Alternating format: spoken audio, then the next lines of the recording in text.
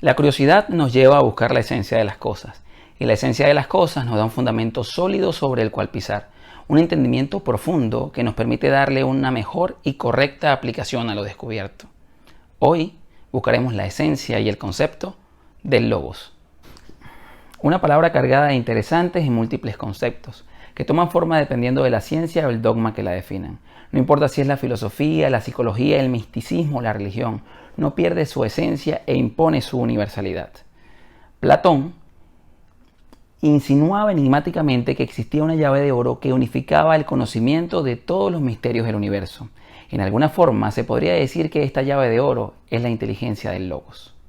En su etimología, el logos es de origen griego y tiene diversos matices y significados. Podría ser palabra o discurso en cuanto a lo meditado, reflexionado o razonado. Puede traducirse en distintas formas: habla, palabra, razonamiento, argumentación, y se puede entender también como la inteligencia, el pensamiento o el sentido. También suele ser traducida en lenguas latinas, que le dan un sentido de recoger o elegir, es como seleccionar las ideas. Pitágoras, Tales de Mileto, Leonardo da Vinci, Tesla y Einstein han llegado al umbral del misterio. Einstein dijo una vez: lo más bello que podemos experimentar es lo misterioso, es la fuente de cualquier arte y ciencia verdadera. Aquel que no conoce esta emoción, que no hace pausa para maravillarse y quedarse absorto en admiración, es como si estuviera muerto y sus ojos están cerrados.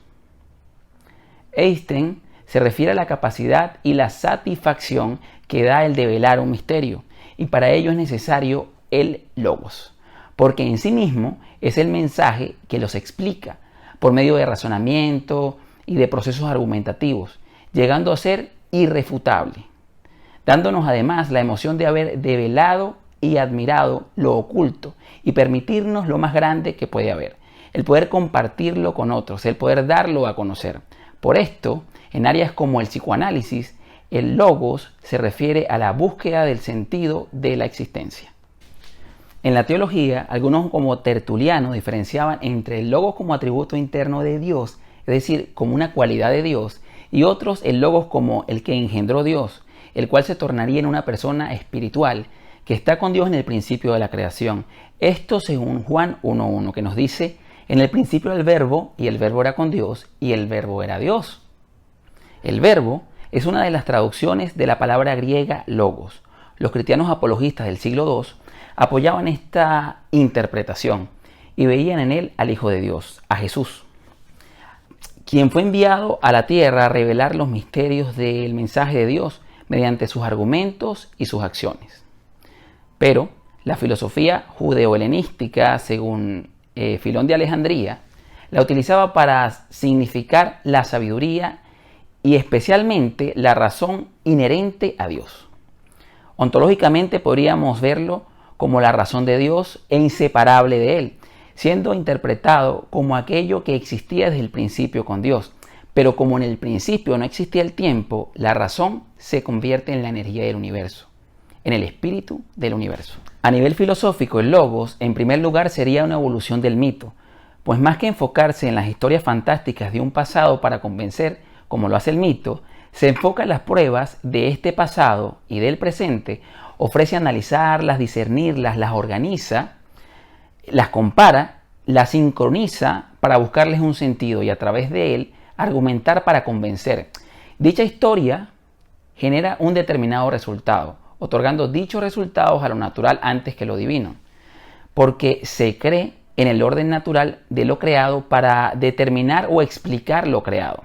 No porque lo divino sea o deje de ser real, porque lo que se ve claramente fue hecho de lo que no se veía, pero no por ser divino, por ser extraordinario, muy elevado o profundo, no tiene por qué carecer de una explicación lógica, que puede ser argumentada y a su vez tener un buen sentido, por lo que el logos lleva el sentido lógico a un nivel superior. Parafraseando lo que dijo una vez Einstein: no puedes resolver un problema si estás en el mismo nivel de conciencia en el que lo creaste. O si no fuiste tú el que creaste ese problema, debes elevarte igual para poder resolverlo. Ahora, en caso de que no sea un asunto a resolver, simplemente permanecerá oculto, permanecerá allí, por encima de nuestras capacidades, por encima de nuestro razonamiento, trayendo como consecuencia que perdamos grandes cosas como la emoción y la admiración del descubrimiento, o la grandeza y satisfacción del desarrollo, de nuestro desarrollo como personas y de aquellos a quienes nosotros queremos. Entonces podemos decir que el logos filosóficamente consiste en discursos racionales, los cuales pretenden dar respuesta a asuntos globales, pero limitando el dominio de la fantasía y de la ficción y de lo improbable, dando paso en sí mismo a la filosofía como ciencia, es decir, dando paso al amor por la sabiduría y el conocimiento ordenado y sistemáticamente organizado. Y es justamente el motivo por el cual este canal lleva su nombre, el Logos. Se busca explicar o aplicar ese amor por la sabiduría y el conocimiento ordenado y sistemáticamente organizado de las cosas y de los temas. En este caso, por el desarrollo de las personas, pues las personas son la esencia del Logos y el Logos es la esencia de las personas. El Logos trata de develar las leyes que hacen que las cosas sean como son y lo hace a través de la razón, del análisis y de la naturaleza, de sus elementos, de lo que es existente, buscando comprobación a través de la argumentación de lo descubierto, de aquello que la ciencia y la sabiduría han logrado develar, dejando además espacio para el misterio y la curiosidad de lo desconocido, pues realmente eso es lo que se quiere descifrar y exponer, lo misterioso y lo desconocido para razonarlo y poder explicarlo. El logos es el material del argumento, la forma en que un razonamiento avanza hacia el siguiente, como para mostrar que la conclusión a la que se tiende no solamente es la correcta, sino que también tan necesaria y razonable como para ser la única. El logos, como enfoque, llega a ser persuasivo y busca influir sobre los oyentes por medio de la razón. Tanto así que Heráclito lo definió tomándolo como la gran unidad de la realidad, al decir, no a mí, sino habiendo escuchado al logos, es sabio decir junto a él que todo es uno. Ahora, la petición de Heráclito está directamente relacionada a escuchar el discurso de la realidad, en lugar de escuchar a los hombres que simplemente buscan vivir de apariencias, escuchar a la naturaleza de los hechos, aquella inteligencia sustancial presente en todas las cosas. Cuando un ente pierde el sentido de su existencia, se aparta del logos, porque se aparta de la razón, y la razón es la base de la existencia.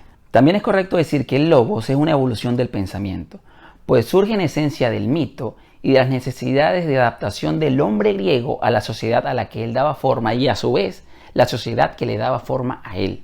Ahora, ¿cuáles fueron esas razones que nos han hecho saltar del mito al logos? Berman señalaba los factores históricos, sociales y religiosos que llevaron a los griegos a esta evolución del pensamiento, a esta nueva forma de comunicar y razonar las cosas. En resumen, se dio por la concepción de una nueva forma de organización política, las ciudades-estado, las cuales pasaron en un tiempo de ser aristocráticas a ser democráticas, haciendo a una ciudadanía participativa, cambiando de lo impuesto por lo electo. Pero si has de elegir, ¿a quién has de elegir y por qué? Haciendo que los hombres en dicha sociedad se preguntaran, ahora estamos bajo una institución humana y no bajo una institución superior. ¿A quién hay que elegir? ¿A quién hay que obedecer?